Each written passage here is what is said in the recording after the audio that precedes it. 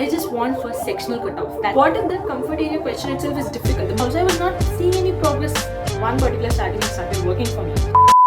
Hi, so today I'm going to talk about my CAT 2024 DILR versus CAT 2023. In 2024, I got 94.5956 percentile and the marks that I got was 26.60.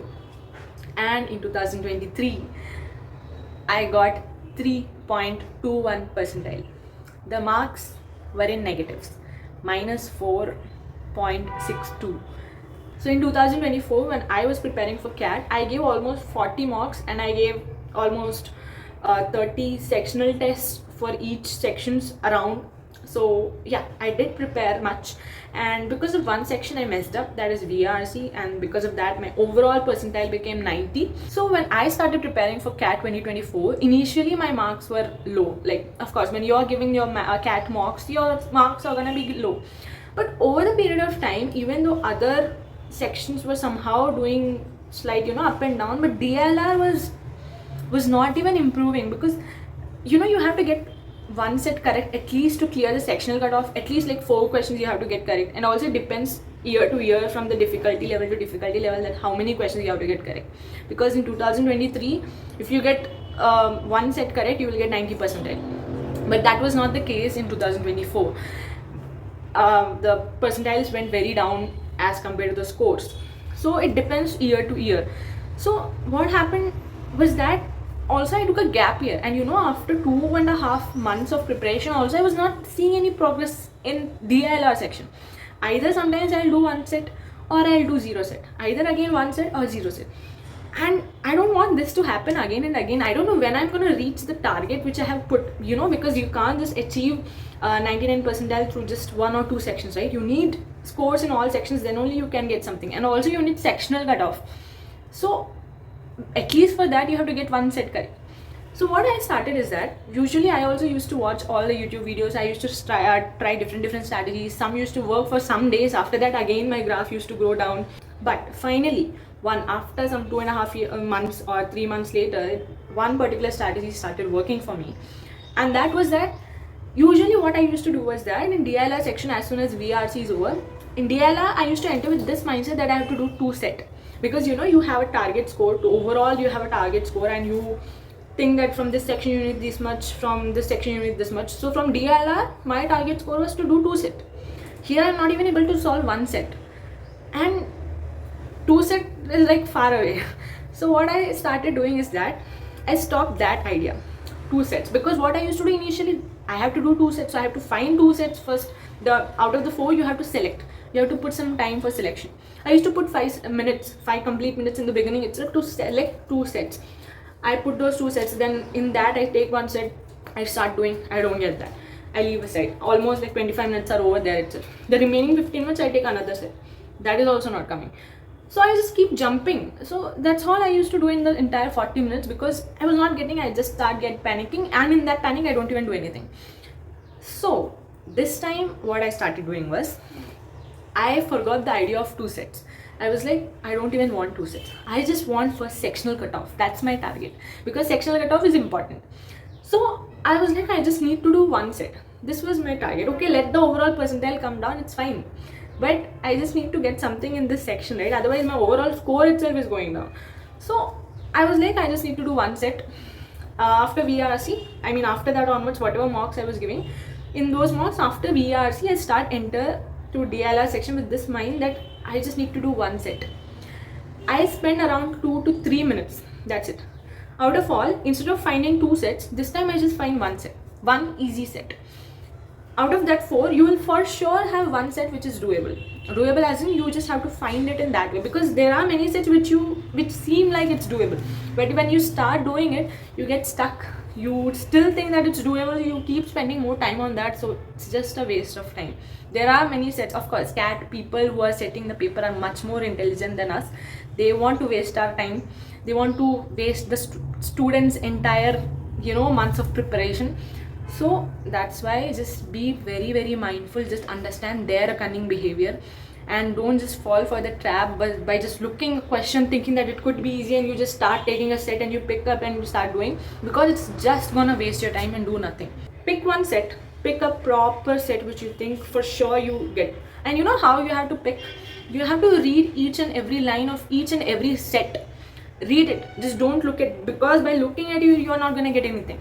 Let's say it's a chart, you think okay, this chart you might have done in previously when you were preparing for mock, and you might know how to do this, but you didn't read the down information. Some informations might be missing, some you have to find out.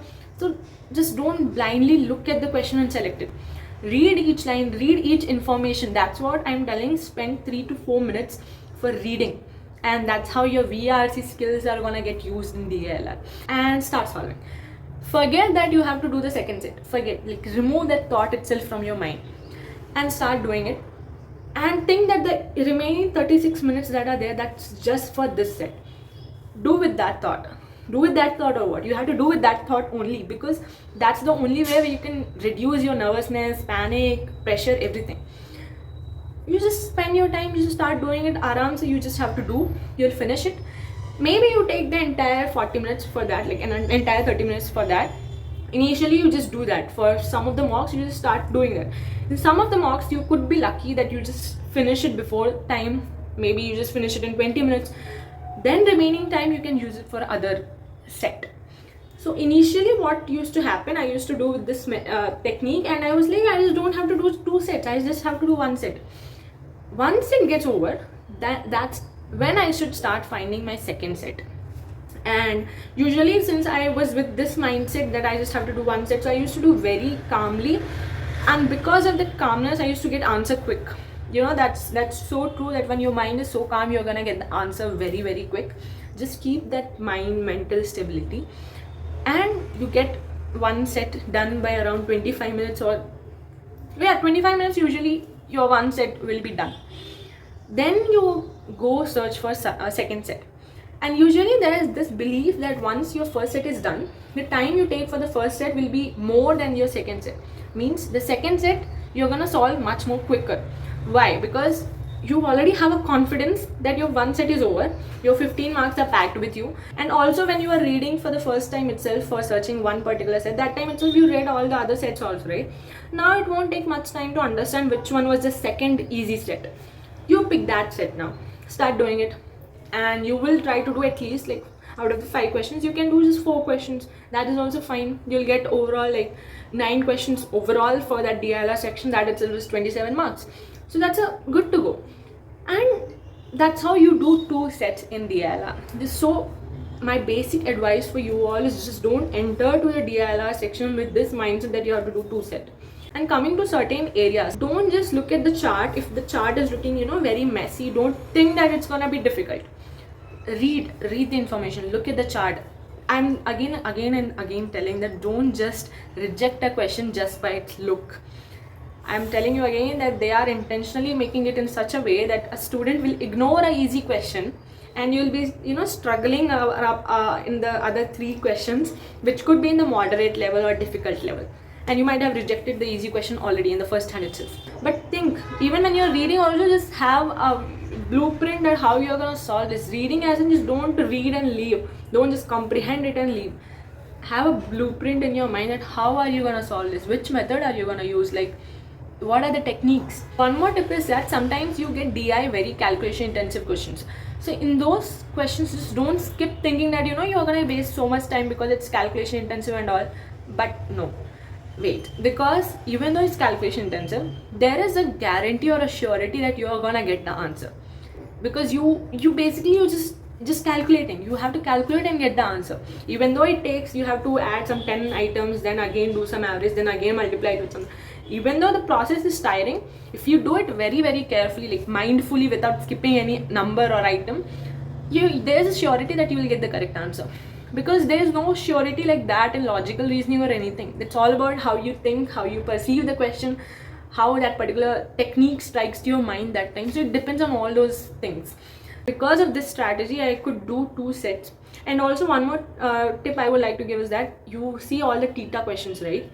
Don't leave any theta question, any of the section, not just in DLR, maybe in quant or maybe in VRC. Don't just leave it, fill it. Fill also, don't just randomly fill any number. Look at the set or look at the complete DLR set. See which could be a possible number. We say educational guess. do that guess. So coming to DLR, how I prepared for it was, as usual, I had a complete routine, and in each day 2 to 3 hours I used to give for DLR. Every day one new kind of DI topic or a new kind of LR topic I used to do, and prepare minimum 3 sets each day, and you can do 3 to 5.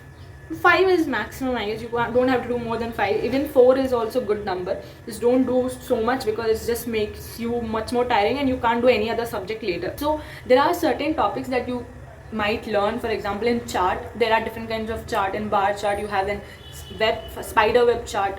So these kind of charts, just watch some videos. There are many YouTube videos which explain different kinds of chart which comes in CAT. Watch those videos. First get your conceptual theoretical things correct, clear, and after that you start solving questions. And for LR also, there are certain repeating kind of, that roots and networks is something that you have to prepare for. Then you have Venn diagram questions are there. So those kind of questions also you should prepare, like do as many sets as you can. As I told, I prepared for complete 5 months for CAT. Almost like 300 to 400 sets is what I did. You can say actually 500 sets I did. And coming to the previous year questions, I would say you do past 7-year questions. That's enough. Don't do much back also, that's not needed. Just do past 7-year DILR sets. And also apart from that, the DILR, the most important thing is just don't panic at all, because I also did panic. I keep saying don't panic, and I myself panicked. So again, but still I have to say that don't just panic. You will have a comfort area, okay? Let's say you have a comfort area of roots and networks, but don't just pick your comfort area as soon as you see a set related to that. Read the question, because there are many times where you might feel, okay, this is your comfort area, so you might be knowing this, but that's not the case. That's going to happen in CAT all the time, because what if that comfort area question itself is difficult, the most difficult question? And don't reject the set just because that is your weak area. Don't skip any topic when you are preparing, because DILR is very risky. If you skip one topic, let's say roots and network, and one of the easiest set among all the 4 sets comes roots and network, you will of course reject roots and network because you don't even know. And that's it. If you have any more further queries, you can connect with me in LinkedIn, and my LinkedIn profile is in the description box. And that's it. Thank you.